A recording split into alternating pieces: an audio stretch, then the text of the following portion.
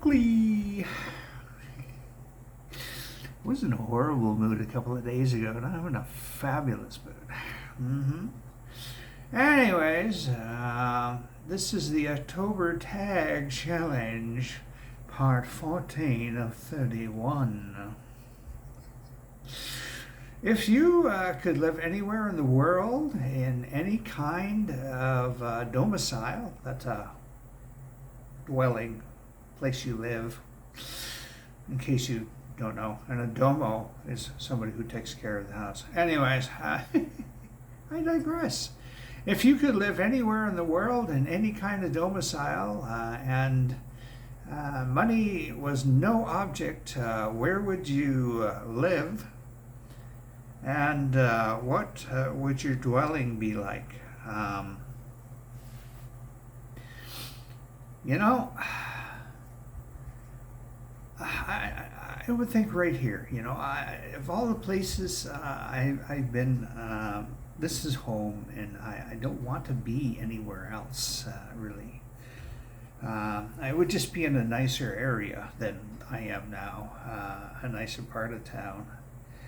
And I would have a large property somewhere up in the avenues. I would like a double lot on the avenues, a nice big double lot. And I would have a ranch style house, all one floor, no basement, no upstairs, no nothing like that. There would be a master bedroom with its own bathroom and all that stuff. Off of the master bedroom, there would be a den, a nice sized den with bookshelves all down the one wall, and I would have a TV in there. I would have a custom built desk with 2 computers on it, and a really nice printer, and a good sound system on the one computer. The other one can have just a little sound system, doesn't matter, but a good sound system on the one computer. And then there would be a family room, an entertainment room with a very large TV and a very really nice sound system. Okay. And there would be like easy chair seating, really high-end easy chairs. There'd be like 3 of those in a row, because I'm never going to have more than a couple of guests over. It's just that simple. There'd be like 3 of those in a row sitting there looking nice. Nice little tables between them to put stuff on, and a little thing on the side of my easy chair to put the remotes on the left side, to put the remotes in a little sleeve, There would be a bar in there, for cocktails and whatnot, and a beer fridge with various kinds of beer and other drinks, soft drinks for people that don't want to drink beer. And there would be 2 extra bedrooms in case somebody needs to sleep over, A nice sized kitchen. I mean, a nice sized kitchen. I don't care about a dining room. I don't want a dining room. I want a nice sized kitchen. And with a table that will fit 8 people, and seating for 8 people, and all this. There'd be extra seating in the entertainment room too. There'd be a couple of couches, so there'd be seating for a bunch of people. But 3 people get to sit nice. Anyways, a big table, lots of light, and a nice big kitchen with all the amenities. A 6-burner stove with 2 ovens, and a nice convection microwave type thing there, and an espresso machine and all that stuff, right? That would open up onto a deck with a large barbecue and whatnot, and there'd be seating, of course, on the deck, and there'd be a hot tub, because hot tubs are great. Yeah, and lots of lots of grass for the dog to run. I would have a dog, and lots of room for the dog to run around and be happy, you know. Yeah, two-car garage, of course, you know. Anyways, enough of that. I've gone on for 5.5 minutes. What is one thing you've done, seen, eaten, etc., that turns out to be really good, even though you've initially didn't expect it to be? I'm going to have to say a few movies that I've seen have been that way. Titles don't come to mind offhand right now, but there have been a few movies I've had low expectations for, and they turned out great. They were just really good. I mean, all the reviews I saw were like, it sucks, and then I was like, this is really good, you know. Yeah. There was a meal my aunt cooked the one time, and there was I had never had yams before, or sweet potatoes before, and she made sweet potato, and I was like, oh, that doesn't look very good at all. I was really leery about it. But even as a child, I was one of these people that wanted to try every food they could just because, you know. And I tried it, and it was like, oh, frickin' hell, this is awesome, you know. It was just really nice, right? In one movie, Inside Out,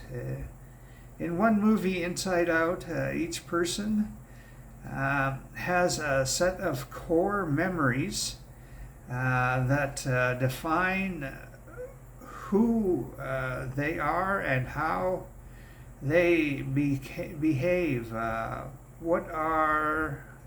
What's one of yours? Core memory, eh? I'm gonna have to say the memory of how much I was loved by my parents. That has defined me greatly in life, and I miss them. I do.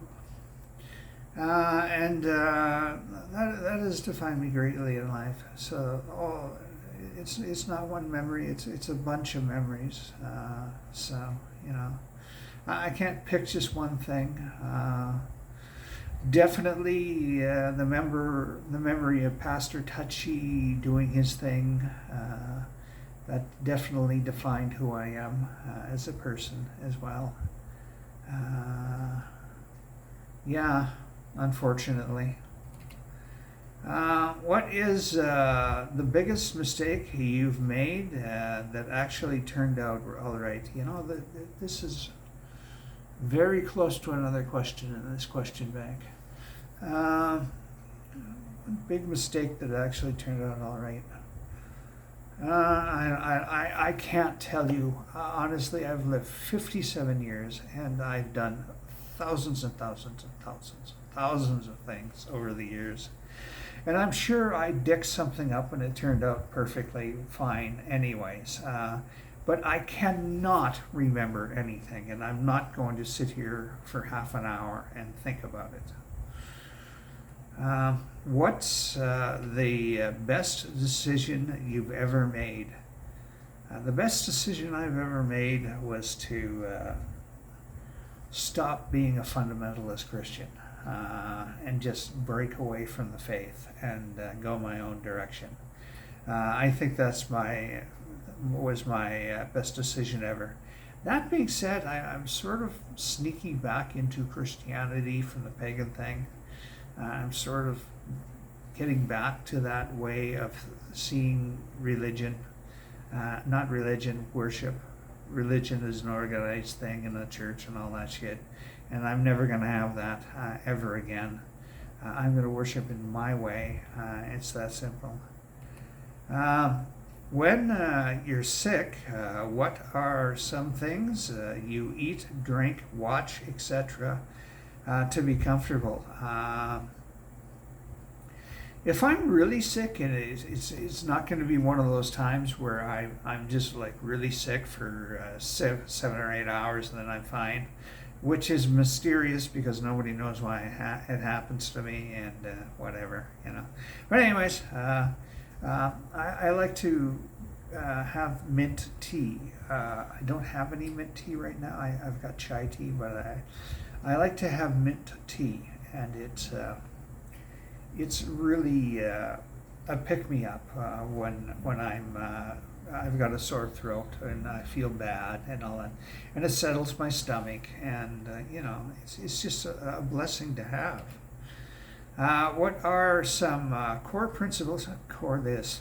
What are some core principles you have that you'll never give up or change? Treat people the way they treat you. Treat people the way you want to be treated until they prove that they don't deserve that. Do no harm unless you absolutely have to, and I mean absolutely have to. There is literally no other choice. Try and spread happiness everywhere you can.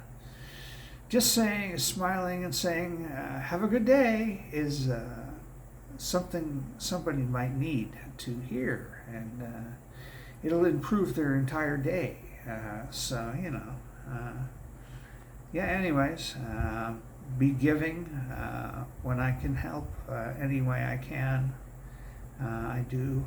So, have you ever invested something?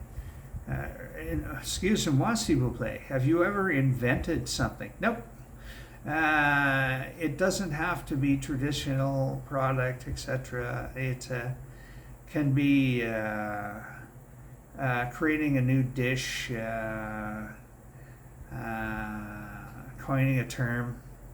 I've probably coined a term in my life, but I don't know. Nothing's coming to mind. I have created a few from scratch dishes in my time, in the days where I actually did entertain, and we got together at each other's houses and cooked for each other. But I don't have money for that anymore. My friends don't have money for that anymore. So yeah, but yeah, what they are coming to mind. But I know I have literally sat there and made small batches until it came out perfect. And yeah. Anyways, what cause do you strongly support, even though it wouldn't directly benefit you? The animal shelter. I don't have a pet. I'm probably never going to have a pet, but I support them any way I can. I have donated things to them in the past, the whole 9 yards, you know. What book, movie, film, or video game has the best ending? Oh, wow.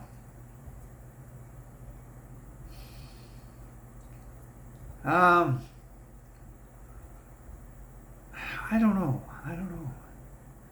I think Kalki, Joseph Wamba's Kalki had, which is a book, had a really cool ending. You're gonna have to read the book to find out, or just look up what the ending is, and you can do that now. Yeah. Anyways, yeah. That's it. That's all. Have a good one. Keep smiling, yo.